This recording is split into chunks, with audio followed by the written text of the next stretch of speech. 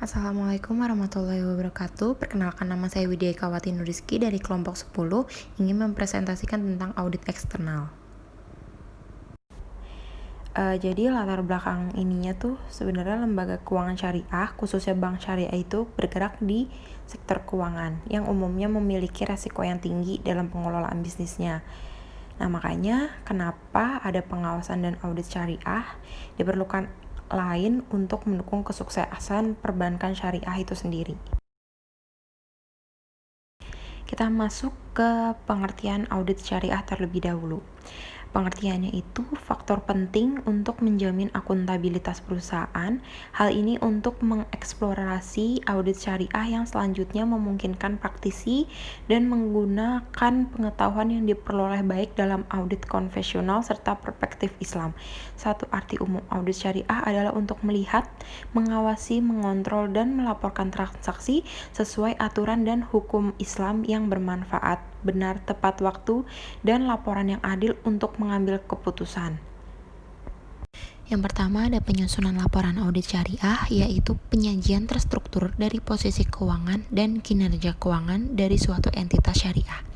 Tujuan umumnya itu memberikan informasi tentang posisi keuangan, kinerja, dan arus kas entitas syariah yang bermanfaat bagi sebagian besar kalangan pengguna laporan dalam rangka membuat keputusan dan pertanggungjawaban atas sumber daya yang dipercayai kepada mereka dalam rangka mencapai tujuan tersebut.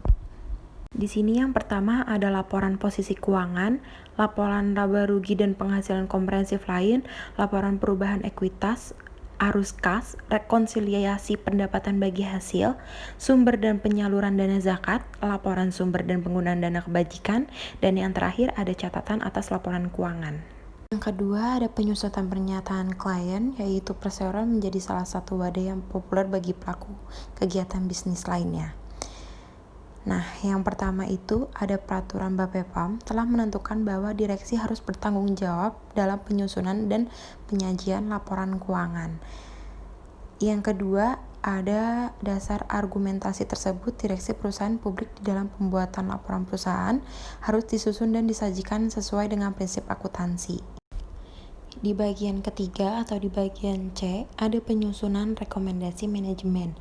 Penyusunan rekomendasi manajemen itu maksudnya surat yang dibuat oleh auditor atau akuntan ditunjukkan kepada manajemen yang telah diaudit.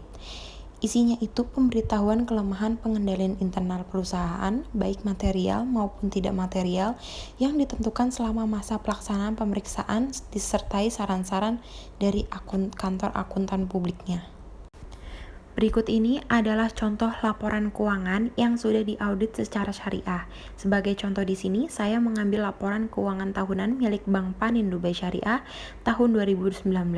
Dalam laporan tersebut dapat dilihat penerapan dari audit syariah yang telah dilakukan oleh auditor dari kantor akuntan publik Deloitte dengan partner yang mendatangani adalah Elizabeth Imelda.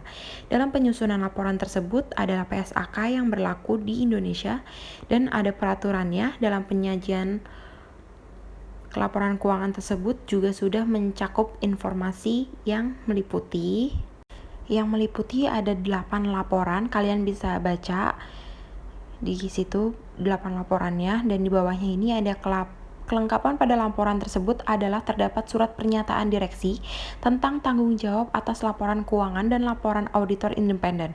Di dalam laporan auditor dalam semua hal yang bersifat material, yaitu posisi keuangan serta kinerja keuangan, arus kas, rekonsiliasi pendapatan bagi hasil, dan lain-lainnya ini yang berakhir pada tanggal tersebut sesuai dengan standar akuntansi keuangan di Indonesia. Yang terakhir ada kesimpulan laporan hasil audit syariah milik Bank Panin Dubai Syariah pada tahun 2019 berfokus pada kerangka kerja audit syariah, ruang lingkup, dan independensi auditor syariah. Adapun kesimpulan dari hasil analisis pelaksanaannya sebagai berikut. Yang pertama ada kerangka kerja mengacu pada 2 pedoman. Pertama, PSAK syariah, dan yang kedua peraturan 7G7 dalam keputusan Bapepam nomor Cap 347. Yang berikutnya ada ruang lingkup dalam audit syariah, yakni atas laporan keuangan audit kepatuhan yang bertujuan untuk menentukan apakah laporan keuangan telah disajikan